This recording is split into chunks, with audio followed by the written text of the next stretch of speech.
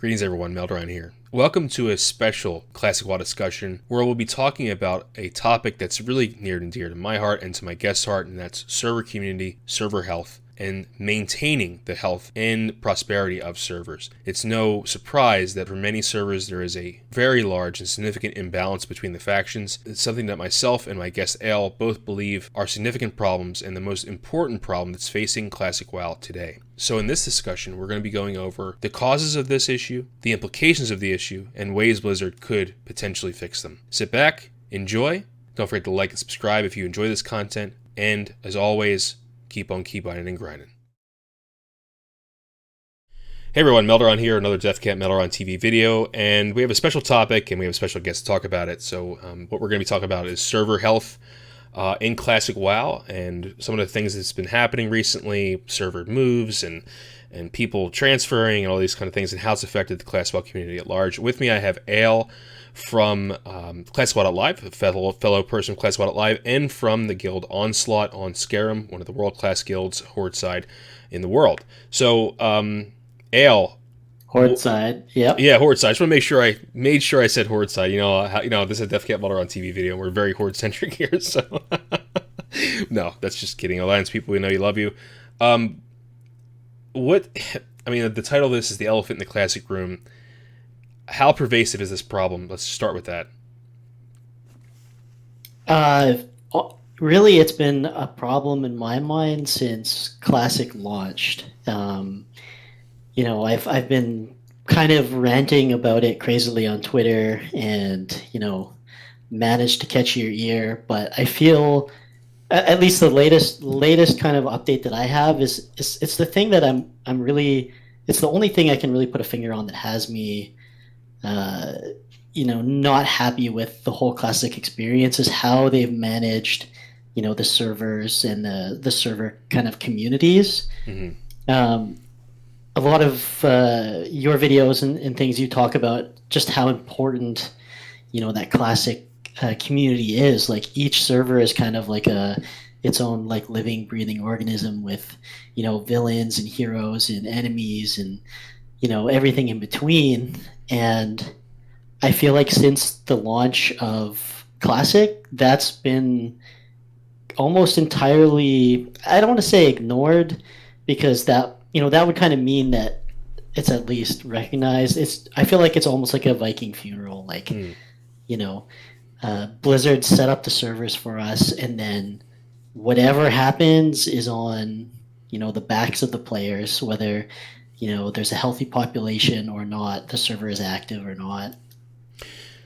So I feel like we have to qualify this a little bit, because I think a lot of people have very healthy servers. And you and I are in one of the most unhealthy servers in the game, Skeram US East Coast, which is about 98%, I believe, is the current estimate, Horde? Right? Yeah, it's actually worse than that. I believe the last couple Alliance guilds, save for one, the Cuddly Crew, every guild has transferred off Skeram on Alliance except for Cuddly Crew, to my knowledge. Wow. Yeah, so Rise and Rain left a couple months back, or right before BWL, I believe it was, right? Yep. Yeah. And I just want to say, I think every time we talk about this, people in the comments say, like, just transfer servers. And so I would love to do that, but you have to realize that we're parts of guilds, right? And I've calculated the cost of just moving my raid group. I'm a guild master of 3 raids.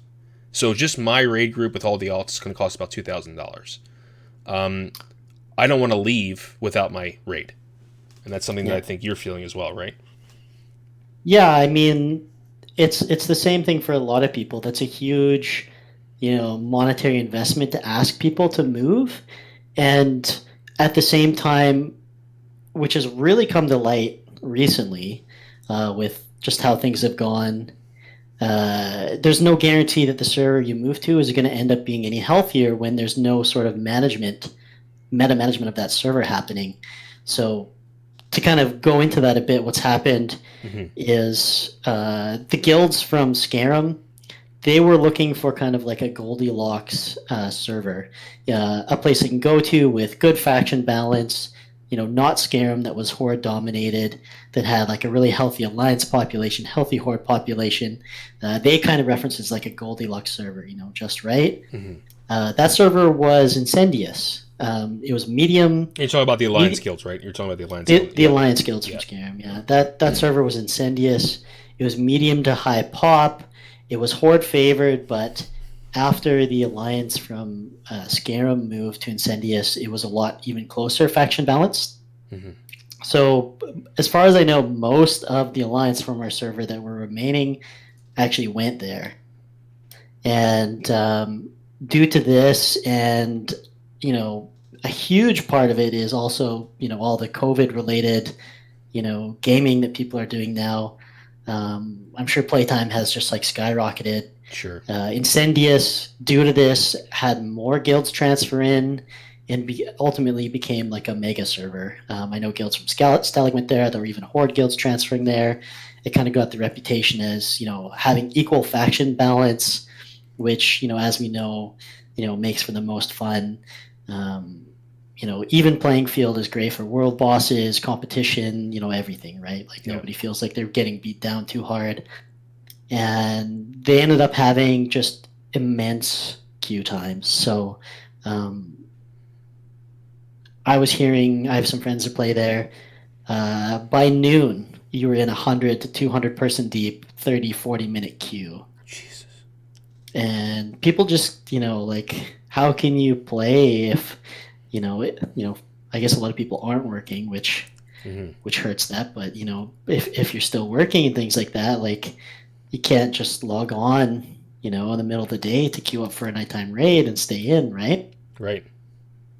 So when they announced that they're having a fix coming and server transfers were opening, I clawed my way onto GMA last week, and I've been, old man ranting, just that they can't open free transfers off. If they open free transfers off, I was worried the same thing is going to happen to Incendious and these other servers that happened to Skeram. Right. Basically, one faction, a few dominoes are going to fall, a couple of top guilds are going to leave, and then an entire faction will be deserted. And isn't that exactly what happened? Lo and behold, I'm told within 48 hours, the entire horde. Well, I say entire, but like 90% of the horde population, I'm told like 40 plus guilds transferred off of Incendious. Most had gone to Earth Fury, which is now, I'm told, also under heavy queues. Jesus. So, and Earth Fury was a medium pop. I don't know the exact balance, but I think it was fairly balanced. So I guess my question is, well, let's go back a little bit. What is the cause of this issue, and has it existed since day one? I mean, I think it has, but I want to hear your take on this. Like, what happened to cause these vast imbalances? Is it just because of the horde meta, or is it there's much more to it than that? Well, originally starting out with Blizzard launching only 3 servers. There was kind of like a stampede effect to these initial set of servers, and then after that, I think they released them in like 3s and then like 6s, and then so like the original 3, which was like I think Fairlina, I can't remember, Thalnos maybe. Yeah. There was initial 3.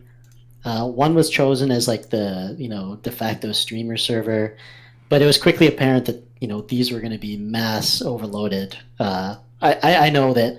When we were looking to put our guild somewhere that, these servers were already way too full. So they announced the next 3, and then I think that was like Herod, Skeram, and Stalag. Mm-hmm. Mm-hmm. So that was the next round where a lot of the, people who played on private servers, basically people who wanted to go where there wasn't a quote unquote streamer server. These are where like those players wanted to. Right. And then after that, I think Incendious and things was in the 3rd round, if I remember correctly. But I think honestly this problem has existed since the start. They plan to handle it, the higher population by having a higher total server cap as well as layering. and there has been a more dominant overall horde population, at least on PvP server. Right. I mean, yeah. I mean, I think that's unavoidable a little bit, but I think the issue is much more. I don't know. The issue is much more pervasive than that. Obviously, there are always going to be some. I think in Classic, the way we know the game now, there's going to be a little bit more horde, especially PvP servers, like you said. But I feel like it's still way too one-sided on many servers, Skeram included.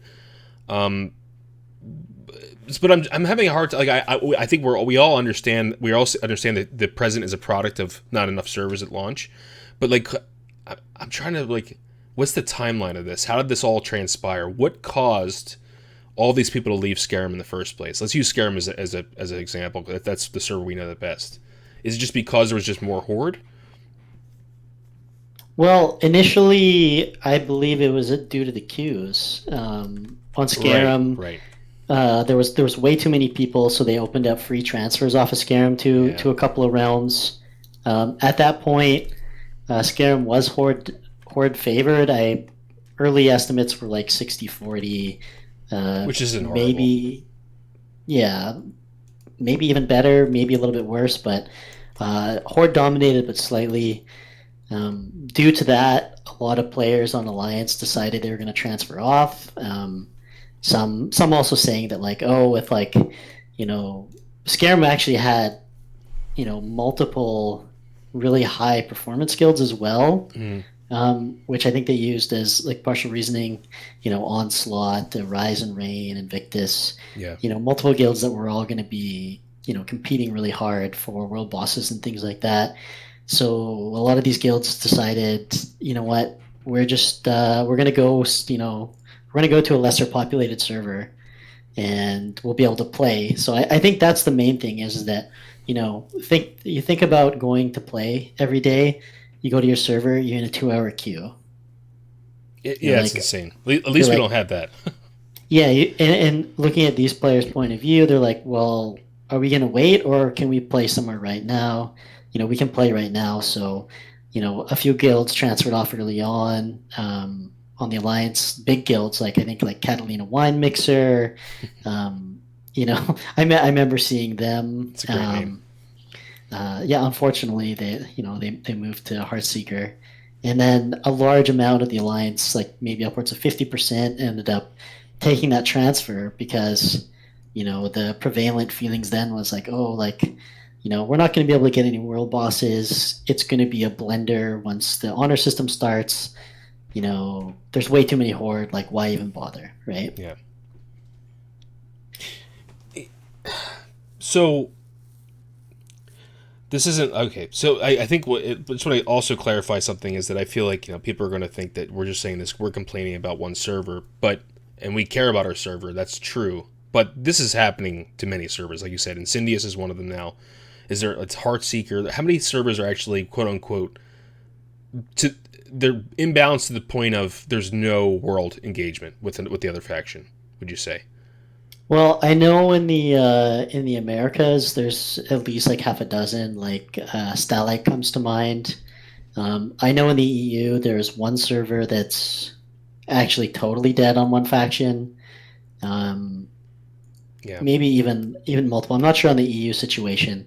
But the real issue with this is that it's going to be it's an ongoing problem because I was talking actually with Nano earlier today, and the guilds who are remaining on Incendious, a lot of them are kind of discussing, well, what do we do now? Do we look for another server that has an equal balance? That's what they went there to get, right? Yeah. So do they end up transferring again? Is it even worth it for them to transfer again? Because once they do, will word get out and then the server just gets ruined again? Yeah, and there's other implications. So I think the biggest thing for me is there's two implications for me that hurt. I'm not a big PvPer, so for me, world PvP is not a thing not that I don't care about it. I like it. It's just not something that I use as a method for me to engage myself past. I'm not competitive about it. Let's put it that way. But outside of that, I'm a Dragon Slayer. So I'm a PvE oriented player. And for me, the two things that come to mind are one, it's not the classic WoW experience as far as I'm concerned, and that's more the world PvP and world interaction. I want to see the opposing faction, even though I don't want to play Alliance, and I'm very horde centric. I still want to see them because it's a healthy server if I see them. Two, I think this is the most important from a PvE perspective, is what's going to happen during the AQ launch. Is Blizzard going to have to step in and open the gates on realms like Skeram? Right. I think it's likely they'll implement. Originally, when the gates opened, there was like an autocomplete that lasted a certain amount of time. I do remember it being fairly long, though. So it's something like, are servers that are dead like this going to have to wait months? Weeks, months? Yeah. How long are they going to have to wait until the gates actually open and they can do the content the other people do? And I think that's a really good question to ask, Melderon, because wouldn't it make more guilds want to transfer then to be able to do AQ and AQ20 soon? Well, let's look at your guild for an example. You guys are aiming for world first clears, right? How's it going to affect you? You guys are going to be affected big time, right? I mean, yeah, like it's the kind of thing where it's like, if we stay on Skeram or if we don't, it's going to affect how that goes, essentially. If we stay, we're at risk of not doing that content Right. Right? Right. Which means, I mean, to me, it would be that would be rounds for you guys leaving, right? I mean, that would be a serious conversation, at least. Let's put it that way. Yeah, and that's what it really comes down to for guilds, is that if your server is totally lacking a faction like this and you're serious about PvE content, what do you do? Do you risk not doing it? Right. Like, yeah. It's a really big, it's a really decisive issue, and it's essentially forcing the guilds as a whole to spend thousands of dollars to risk going somewhere. But then, like, as I said, based on how things are being handled, there's no guarantee that the server you go to is going to be any better. Right. Do you think Blizzard is? Yeah, go ahead. And that's the big thing that I think Blizzard needs to address, is how is this going to be handled moving forward? Because people are dumping money for essentially no reason. Yeah. Right. These are the mega transactions of classic WoW. We joke about microtransactions in retail, but these are macro transactions, mega transactions. These are entire guilds transferring, outside of free transfers. Obviously, I'm talking about paid transfers here. But do you think Blizzard is? I'm not talking about the classic WoW dev team. I'm talking about the company. Do you think they just put a blind eye to it and just realize that they're going to make that money, or do you think? I think that you talked about this before. Is there another reason why they're not being more hands-on here? Yeah, I don't think it's a blind eye, that it's like a money grab where they're just Scrooge McDucking into piles of money hoping that people do this. Yeah. It's a really difficult problem to solve. So I almost wonder if they aren't really sure what to do. Yeah. Because, so, like, for example, like, take our server. If they merge, say, for, like, one of the options that people launch out there is like, well, why don't they just, take these two, like, 90% Horde and just merge it with, like, a 90% Alliance server? That was my idea. I mean, thought. Let's not say my idea, but yeah. Yeah, so the issue that I see with that, as far as I know, and someone can correct me if I'm wrong, Blizzard has never merged a server. They've connected realms before, but never outright merged them. Oh, I see. And I think the reason, obviously guessing as to what reasons Blizzard do things, you never really know for sure on the outside, but I think the reason they do that is that they don't want to do that, is that some players actually like their server setup. So we're going into this assuming that everybody wants to be on a balanced server. Everybody wants to be able to play and have that war in World of Warcraft. Yeah. That's not how everybody actually wants to play. There's a subset of people who are on these servers that are happy to be on this server without another faction. They don't care about the PvP battle. They're happy just to go about their business, have no problem. There's even actually players in Onslaught who don't mind that they aren't getting ganked on their way to instances every night. Yeah, or Right? losing world buffs before raid. Yeah.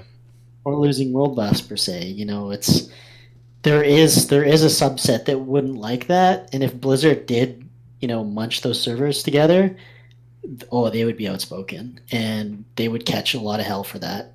And I imagine, for example, like the guilds that left Skeram early on, they left to avoid that fight, that PvP contact and stuff. So I mean, this begs the question, of course, why join a PvP server, right? I mean, isn't there a little bit of onus on the player? I mean, do you know what I'm trying to say? I mean, like, why would you join a PvP server otherwise?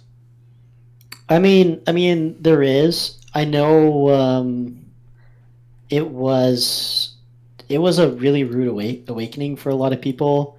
Some people thought they did, but really didn't actually want that. I know myself, originally in Classic, I played on Melganis, which was 8-1, most estimates Horde dominated, and it was a battle doing anything, and I didn't mind it. I liked the fight. I liked the struggle. Yeah. Like I said, for me, it's not about competitive play. I don't care about ranking, but at the same time, I do like the fact that I could be killed and I can kill when I want. Right? That's to me is the classic WoW experience. Knowing that you can start a quest chain, and be ganked right at the end of a escort quest, and being able to like look behind your shoulder and be prepared for that is something that I think for me is my classic WoW experience. And I think, and I'd argue, people who join a PvP server, that's their classic WoW experience. Now I get that some people, like the Alliance on Skeram that left, don't want to be steamrolled all day. I totally understand that, and I'm not saying that that's what I'm talking about. That is a product of having open world PvP without battlegrounds, and people trying to rank. That's a product of them being the much smaller faction on the server. That's a product of a lot of things, right? And that's a horrible game experience in my opinion. However, I think the goal for HPVP servers is to be close to that 50-50 as possible. And to me, altering that is changes. And I know no changes itself as a movement is kind of a meme now, but it was a guideline for the Classic WoW development team. And to me, they're breaking that rule by not having servers as healthy as possible. Now, I'm not saying perfect 50-50 is viable is possible for every realm. I'm saying that striving to be that should be a priority, and I think they need to reconsider emerging realms for this, because this is an unprecedented thing for WoW in general. Wouldn't you say? I think so, and I'm really curious about how much of this is due to the onset of COVID, the worldwide pandemic that we're experiencing. Yeah, but at the same time, it's how are they going to manage this moving forward, because it's going to be an ongoing problem. And the thing that has me a bit worried is most recently Wowhead posted that they're asking for feedback on whether they should re-enable layering for servers. Yeah. And as to quote lead game designer Ian Hazacostas, layering is antithetical to classic, beyond phase 1. Agreed. So them doing that would, alleviate some population issues, maybe some supply issues for herbs and mining and things like that. But you open up a whole new can of worms when it comes to, world bosses. Like the next patch is adding 4 new world bosses to the world, right? The Green Dragons. And it's the kind of thing where, is there going to be multiple sets of those? How do they handle it? It's the game wasn't really designed for that, and it's an issue that Blizzard did solve, themselves with retail later on by, having connected realms and things like that. That's not really a direction that I would want them to go. Sure, me neither. Absolutely not. But I mean, and this is I'm playing devil's advocate here because of the pandemic we're dealing with. Something we haven't seen in the human population since the internet age. The last time anything like this happened was in 1918 or whatever that flu was. So this is very, very unprecedented. And I'm wondering if, because of this, we have to make some leeway in this. Maybe that's why layering is being talked about again. I don't know. What do you think about that? I mean, I would like to see them have other options. Unfortunately, like as a community, we aren't great with coming up to solutions. We're great at identifying problems, right? I think that's every feedback of everything. Yeah, but that's true. Yeah, it's. I'm not sure really what valves and things they can do because like I've been racking my brain thinking about trying to come up with an idea of like what they can do, right? Yeah. They can't really close transfers to servers. Like, for example, so in Incendious people, a lot of people are commenting, well, why don't they just close inbound transfers? And it's like, well, what happens for people who couldn't transfer right away, or people who wanted to, move there and play with friends? Like, you're going to end up, it's going to be messy, and you're going to cut off people eventually somewhere, right? Yeah. But when you said they didn't merge servers, but they put them together, what did you mean by that? I think it was in maybe it's in retail. MOP It was exactly around then, MOP or something like that. Yep. Yeah, there were some really underpopulated servers. I think some similar stuff did happen in retail, like Classic, where there's some realms that were just a lot smaller. Some realms had factions die. I think my server was actually one of them. Mal'Ganis eventually had almost every alliance transfer off the server to greener pastures. So what they did is they would basically group a bunch of servers together and have I think it was called connected realms, where there would be like 3 or 4 realms and you would all kind of be in a pool. I see. Together, almost like how battlegrounds work for Classic. Yeah, battle groups, almost like battle groups. Yeah. Okay. No, I remember that now. Okay. Yeah, but I think it's very different. So they aren't the same thing. For sure they're not now that I'm thinking about it. So you and I talked to Omar last BlizzCon, and as a philosophy, as a core philosophy, they're very against merging. And they believe it's... Yeah, go ahead. Yeah. No, he didn't. I don't think he really outright spoke on that. But like Blizzard is a core philosophy, they don't want to let anybody really be left behind, right? Right. So I think they struggle to make decisions that will negatively affect a percentage of the player base, but would benefit the majority, if that makes sense. They and they're generally, I think, pretty good at this, where they make a decision that's generally good for everybody. A lot of the solutions proposed by people, they would benefit the majority but negatively affect a large minority. That doesn't make any sense, but you know what I mean. Jumbo shrimp. No, I got you, man. There would be a percentage of the player base that would be negatively affected, and they that's generally something that they steer clear to avoid. Right. And that, like, just from like our discussions with him, that was kind of the overall feeling, is that I came with some very blunt opinions and suggestions, and my eyes were really open to, well, there's actually a percentage of players who wouldn't like these changes that you propose. Yeah. And I'm like, I hadn't really thought of that. And so, like, for example, people moving to Heartseeker, there is probably a group of people there who are happy they avoided, the PvP, and they do want to be on an alliance-dominated server. And so to force them to have something now that they paid for and they are paying for, it would be, I don't think they would be happy with that.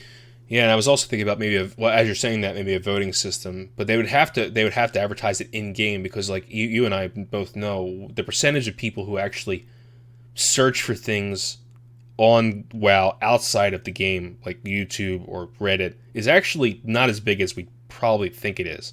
I'd say that, every day I interact with someone in the game who doesn't know something. Not to say it's a bad thing, but obviously doesn't put any research towards, a class or whatever.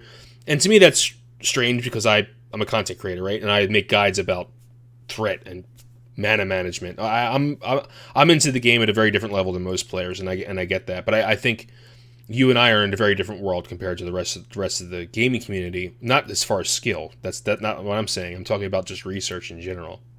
You is skill, but not me. But what I'm trying to say is, like, they'd have to almost like put it in game, in like a Blizzard message saying, like, please vote if you want your server to merge or X, Y, and Z. Do you think that's something that they would even consider? I really don't think they would. Yeah. Just for the reasons that there would still be, a group of players that's something that they wouldn't favor. Yeah.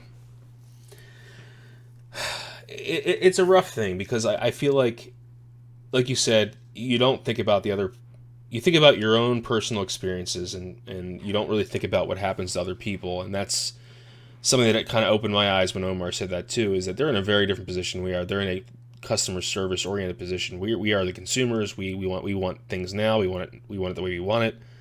But in, the core philosophy is to, like you said, leave no one behind. I just feel like we're painting ourselves into a room. It's like one of those things where every day I feel like I'm getting more and more entrenched and rooted into this server that I feel like I can't get out of. And there are moments where I'm like, wow, it's really nice farming, ice caps and no one's killing me. Or it's really nice to be able to mine these nodes and no one can kill me. But at the back of my head, I'm like, no, this is not what I signed up for, And that's the part that I know people are angry about. And especially if you transfer to a server and then you get the same result. And it's going to drive players out. But I'm guessing it's not a big enough problem. I guess the population sizes are continuing to stabilize or increase, especially with our pandemic. What do you think? I just think it's a really complex problem that's really difficult to have a solution for with their current system. It's something that they engineered a solution for with retail, with the connected realms. Their solution they engineered for Classic, which was meant to be a temporary one, was layering.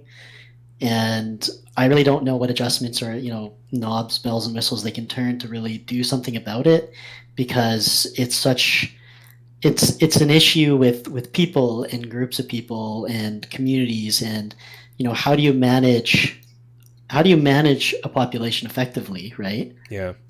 Because that's essentially what it is it's groups of people deciding together what to do as a collective.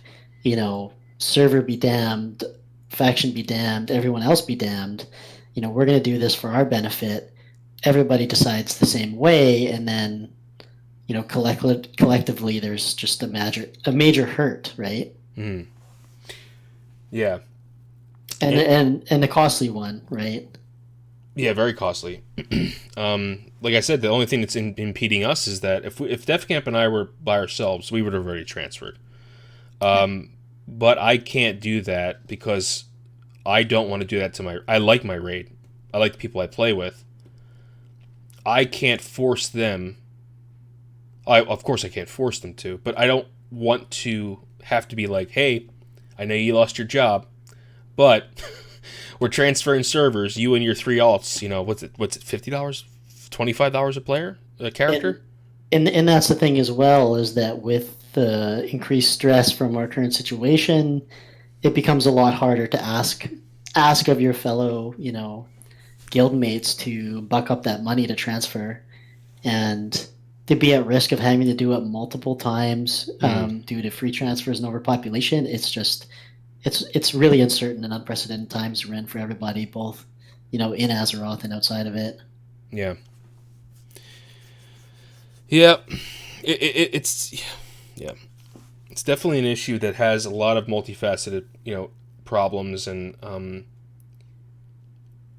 but if you were, let's put it this way: if you were, I would say this decision probably isn't even Omar's, but let's say you were Omar and you said you had full reign of this decision. How would you enact this? How would you try to change things for the better? I mean, for me, the goal would be to try and have, every realm as balanced a community as possible. And what they've done so far is use, disincentivize, as a way to limit this. So if a server becomes overpopulated, they have a queue, right? So that has shown to not be effective. People will still go. And wait in queue. As shown with Incendius, as shown with Whitemane. They'll go. And to solve this, they've implemented it by having free transfers. I would like them to play around with incentives instead, to have people be on balanced servers. I'm not sure what they could do to have this. Could they offer maybe a month free playtime? I'm not sure, and I think it would probably upset some of the classic purists, the no changes crowd. But I would rather have a populated, balanced server community than to have what we have right now, which is imbalanced server communities, B, unstable servers with people transferring in and essentially changing that server's makeup, and then free transfers totally changing it again by people leaving with free transfers. So I don't know what could they potentially offer. Maybe incentives would help, but then again, maybe it wouldn't, right? Maybe there'd be immense backlash in the community. Like, I don't know. Like, what if they had play on Skeram, and I don't know. I know private servers have implemented certain incentives to make sure that the factions are balanced. What are they, out of curiosity? Some things I've heard of is like double honor points. Oh wow! I think people would freak out over that. Maybe even like increased XP and stuff like that. I don't know. It's been a while since I've been on private servers, me too. I know they would like basically have these different like adjustments they would make to make sure that the faction was stayed relatively in balance, because basically without having that yin tier gang, the game definitely loses a lot of its luster. And for an increasing growing number of servers, that's happening. Let's talk about the Burning Crusades. Just switch gears for a second. So we've got that survey came out last week or 2 weeks ago about the Burning Crusade and how we want it implemented. How can you ensure, do you think, or they can ensure that this won't happen again? I think the easy answer would be to just make sure there's more servers at launch. Would you agree? What in particular are you referencing? So let's say I don't want to reproduce this faction imbalance in TBC. How can I help that not happen if I was Blizzard? Well, that's gonna be really interesting, because a lot of people don't know that originally in Classic, Alliance was more dominated than. You mean in Vanilla WoW, like overall servers? In Vanilla, overall server population was heavily Alliance dominated, and that's why they introduced Blood Elves, right? Well, that's the speculation that people always talk about. I don't know if it's true or to what extent it was. I guess only those old developers would be able to know that for sure. But that's what the rumor was. A lot of people consider the Horde racials to be a lot better. Yeah. And that's a big reason why in PvP servers there's so many Horde, the Will of Forsaken, Orc Stun Resist, things like that. With Burning Crusade having a much heavier focus on PvP with arenas, Yeah. I'm worried that the same thing will happen, maybe to an even greater extent. Um, and while that isn't as much of an issue with arenas, because I think you can battle same faction, it Yeah. would still cause issues with, open world. There's a lot of PvP objectives as well that are really fun in TBC. Yeah, Like I like think every zone Hala. has one, Yeah. um, as well as like battlegrounds, right? Sure. So I think as well. Another thing, blood elves are extremely popular. People love playing blood elves, and that's a huge draw on its own. Like I know a lot of people who play Alliance who would say I would have went Horrid if this was TBC, right? So outside of the blood elf thing, which is a significant issue, which I think you're right, we will see significant horde populations because of that. I heavily think what they should do is, let's say that you copy your character over. I don't think it should be a 1-to-1 copy from Skeram to like Skeram 2, right? They'd have to be very careful about how they allocate players to servers. However, you want to stick with your buddies. So, I guess you'd have to pick your server. Again, this is the point of the survey, so we don't know if this is happening. We don't know how this is happening yet. But I'd imagine you'd select, let's say, my character Melderon to copy him over to a TBC realm. I tell my guild, we're going to copy to this realm. And I'm hoping that it would be on a guild by guild basis that things would fill, and not by a server to server basis. That's what we have to avoid. Because if it's filled on a server to server basis, I think we're going to have this issue start all over again, even without the Blood Elves issue. Yeah, And that's what I'm afraid of. Well, that's going to be really difficult because how do you keep these people together? What if you're not in a guild but you want to play with people? That's a really big challenge. And apart from putting everybody in one big pool and then trying to separate everything equally based on like loose associations, like maybe guild or something like that, I'm not really sure how they could do that and keep some sort of a balance or as close as possible. Yeah. And then beyond that, maintaining that balance with transfers and things like that. Right. That's the hard part, is maintaining it. Yeah. I'm kind of surprised. Well, I shouldn't say I'm surprised. Like you said, it's a very complex issue, and I think that there's a lot of moving parts we have to consider. And I'm hoping that Blizzard can come up with an interesting solution here that could both keep as many people happy as possible. And I think that the reason they keep defaulting to free transfers is it's the only logical way. But then on the other end of it, it's just you have no guarantee what's going to happen on the other end. Sometimes the grass isn't always greener, as people say, right? That's what happened with Incendius. But for now, I think this is the single biggest issue that's facing Classic WoW's popularity or success is unbalanced servers and server queues, which I think are part of the same greater issue. Yeah, effectively kind of server, as a community management. Yeah. If that makes sense. Server community management. Yeah, I like that. And I wish I remember. I played on Bleeding Hollow back in the day, and we didn't have any. It was a little bit horde favored, but it wasn't. It wasn't. There was no issues like this back then. But I'm trying to, at least I didn't experience. But is there any precedent for any of this that you can think of?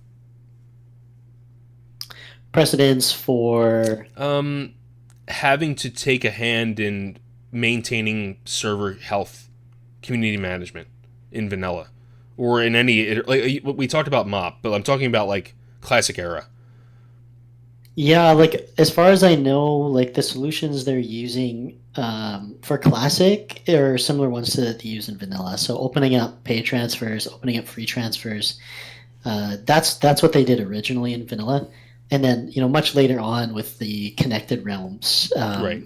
I think that's how they kind of solved it for good, and then eventually being able to play with anybody anywhere. I think now in BFA, I can invite a friend from any realm to play, right? Essentially, it doesn't. Yeah. Realms don't really matter. This is making me kind of a little sad. Yeah, I'm thinking to myself, like, what can I'm trying to remember the timeline, and I'm remembering LFD right now and Wrath, and I'm wondering, I'm thinking about that J. Allen Brack moment where he's like, you think you do, but you don't, and I'm wondering if, again, Blizzard has a little bit of blame here with the lack of server infrastructure in the beginning of the game, but I'm wondering if we're recapitulating some of the issues, at least at some level, that single server populations tend to have in these types of games. Do you think there's any credence to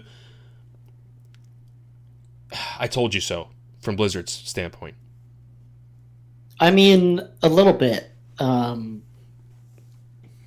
It's unfortunate because they are giving us authentic experience to how it was and how it was managed even back then. My expectation for Classic, I think, is different than that. I was really hoping that they would give us the best version of vanilla and not just a bitter pill when it called for it. I was hoping that we would get, the best version of Classic that it could be, with the loving care and management of everything that involved. And I think one of the quotes they used before that I really love was, the servers are almost like a player themselves. Like they're so important, that community, right? Like as I've talked about, having heroes and villains and, somebody on the other side that you can battle and, blood, sweat, and tears with and everything is a big part of the Classic experience, that overall server community. Yeah. And I just lost my train of thought. Yeah, that's okay. Edit that out. What was the question? I got. No, I guess, like, do you think there's a little bit of Blizzard kind of saying, like, I told you so? Is the question about basically we've experienced the evolution of this game, and we you and me and people like us, we always tout about how perfect or how imperfectly perfect the older iterations of the game were. Do you think this is a product? Again, like I said before, Blizzard is to blame for a big percentage of this because of the small server allotment at the game's launch. But do you think, as a player base, we're responsible for wanting a game that is effectively hard to community manage?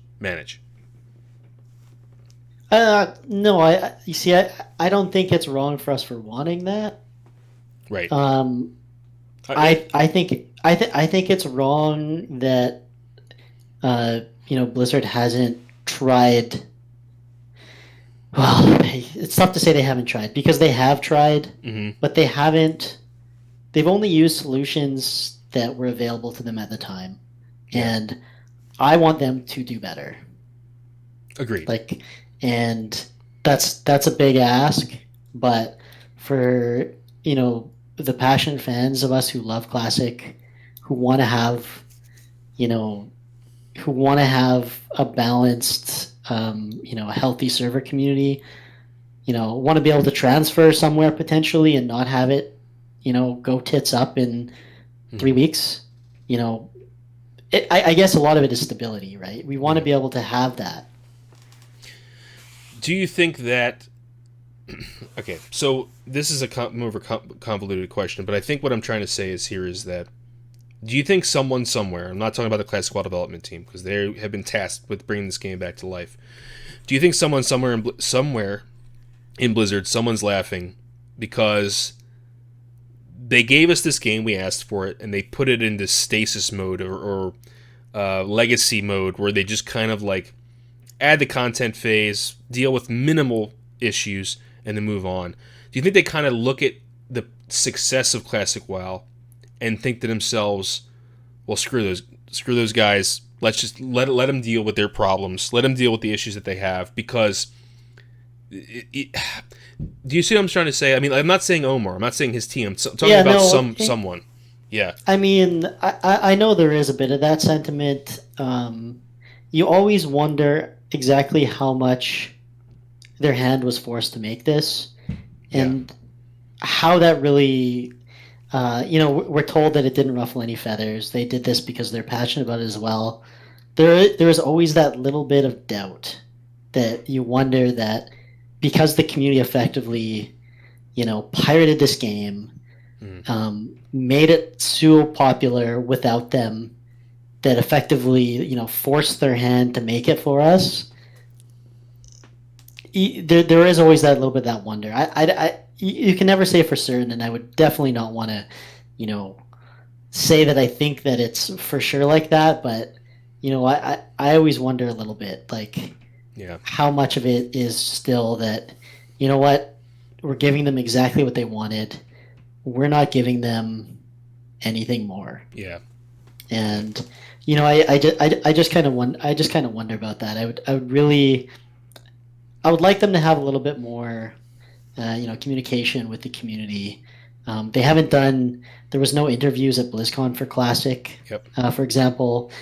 There's been no communication with the community since then about Classic, and that's why, to me, I feel like it's kind of been sent off in a Viking funeral, and they're not nurturing it effectively. It's, like I said, I wouldn't say it's neglect, but it definitely doesn't feel like it's getting the loving care that it needs to be, successful and healthy. And that's really concerning for us who love this game, this classic, community server and everything that goes with it. So a little bit of the redhead stepchild syndrome, a little bit. I kind of feel that a little bit with the classic community. I do too, and how come there was no discussion at BlizzCon? How come there's been nothing really since, right? Especially because of how much money it's making them. I mean, like, there is a quantifiable difference between a retail player and a classic player. I know that the subscriptions overlap, but I'm talking about per subscriber. A retail subscriber is going to pay a lot more in microtransactions than a classic one, because there are no microtransactions except for server transfers, which could be argued to be macro transactions. But what I'm getting at is, it doubled their subscriber base.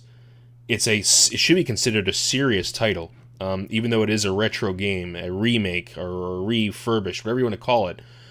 And if and then they realize that TBC is going to be even more popular. So let's face it, TBC was much more liked by the community than Vanilla was on a larger scale. I don't understand from a financial standpoint treating Classic as the redheaded stepchild. And that bothers me. It does bother me, because I think the games, I don't know, we don't really know how much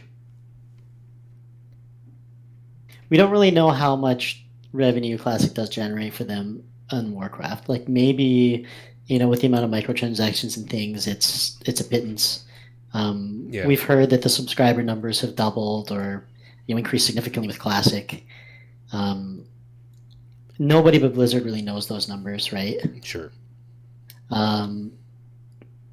But as far as I know, I think it's successful. I think it warrants more attention, for sure. More, well, like, honestly, any attention, like, yeah. I maybe that's a little bit rude to say, but an interview with players, or something, so that we can get a bit of understanding. Maybe some community feedback. I know everything's kind of pushing towards their new expansion, right? But, like, this is a huge player base that's basically in the dark right now.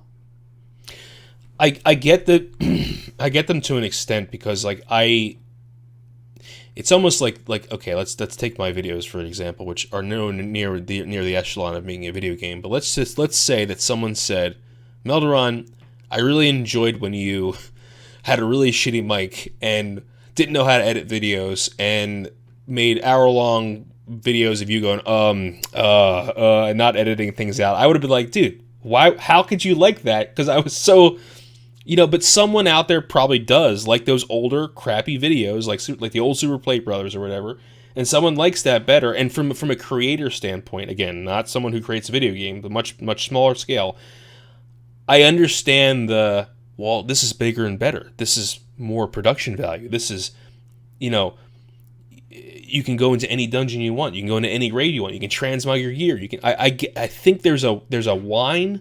There's like a Kool-Aid that they drink over there. And I'm telling you, man, we were at BlizzCon. You can't talk bad about retail there, man. You just can't. And it's a combination of the Kool-Aid and like this.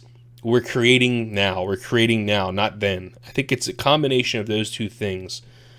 And it's at the back of their minds, there's a little bit of this how dare you mentality when asking for the game how it used to be. Do you agree with that?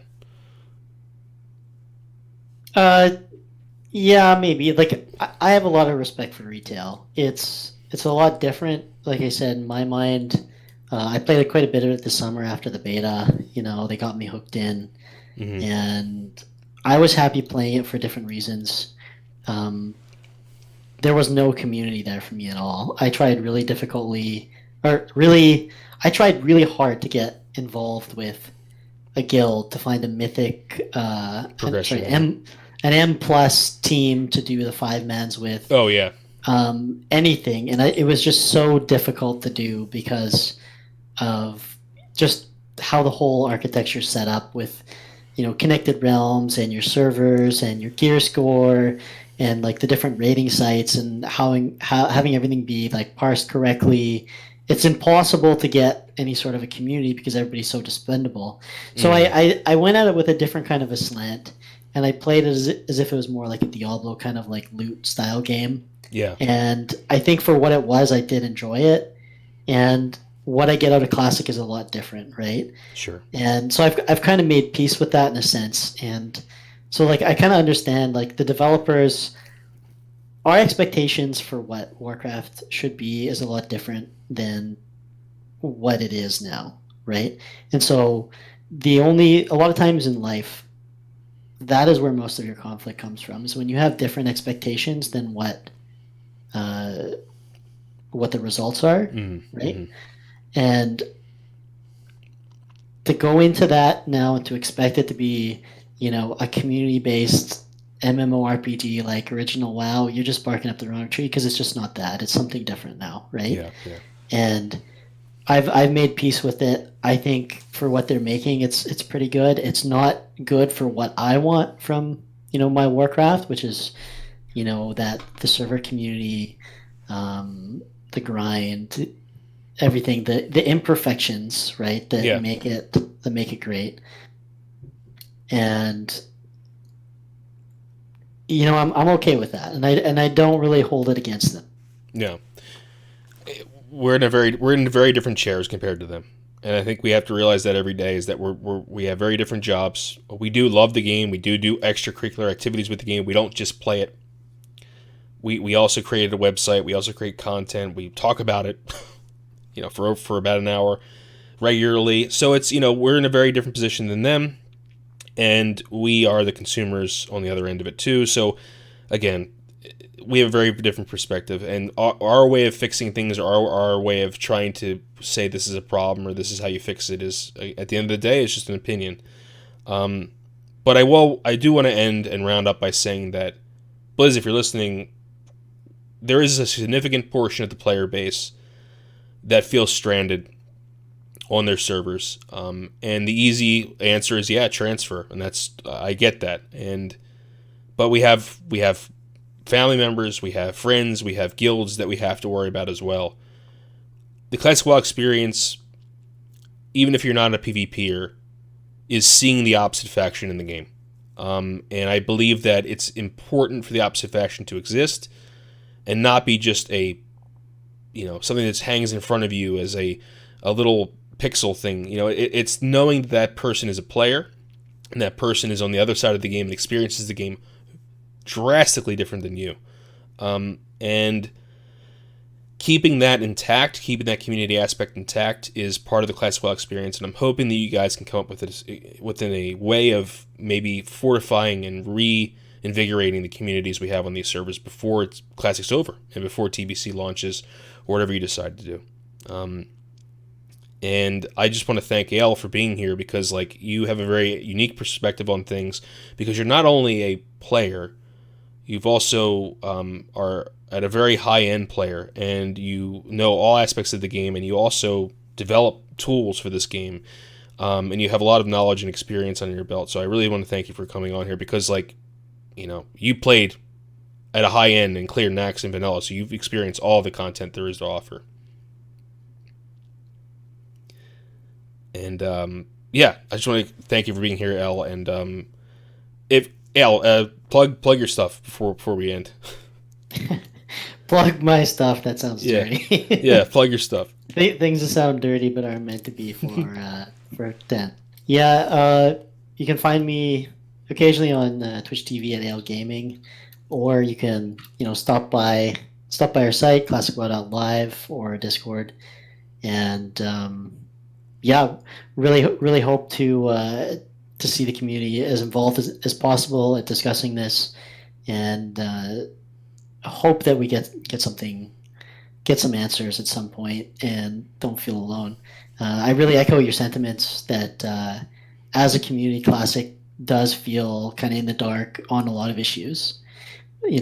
There's been no announcements if they're going to have fresh servers at some point.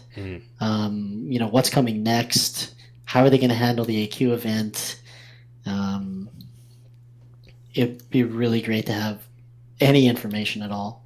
Yeah, I mean, we're paying $15 a month. All of us are. The least we can get is some updates. And I'm really hoping that we can get that in the future.